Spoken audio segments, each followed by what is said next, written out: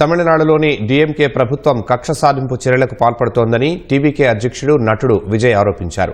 కరూర్ తొక్కిసలాట ఘటనలో తమ వైపు నుంచి ఎలాంటి తప్పు లేకపోయినా టీవీకే నేతలపై క్రిమినల్ కేసులు పెట్టడాన్ని ఆయన తప్పుబట్టారు. తొక్కిసలాట ఘటనలో తనను ప్రేమించే 41 మంది చనిపోవడంతో తన హృదయం బాధతో నిండిపోయిందన్నారు. బాధిత కుటుంబాలను త్వరలోనే కలుస్తానన్న విజయ్ ఇకపై తన రాజకీయ ప్రయాణం మరింత బలంగా ధైర్యంగా సాగుతుందని స్పష్టం చేశారు.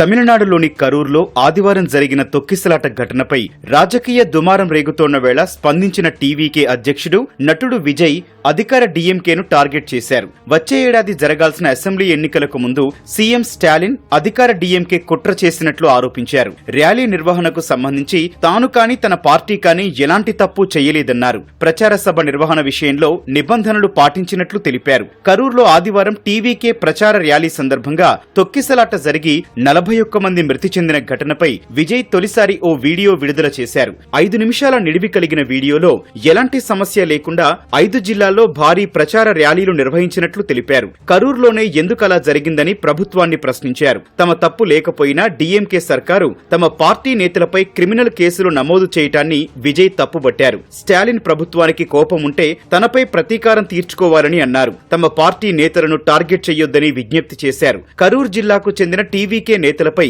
పోలీసులు క్రిమినల్ కేసులు నమోదు చేయడంతో విజయ్ ఈ వ్యాఖ్యలు చేశారు.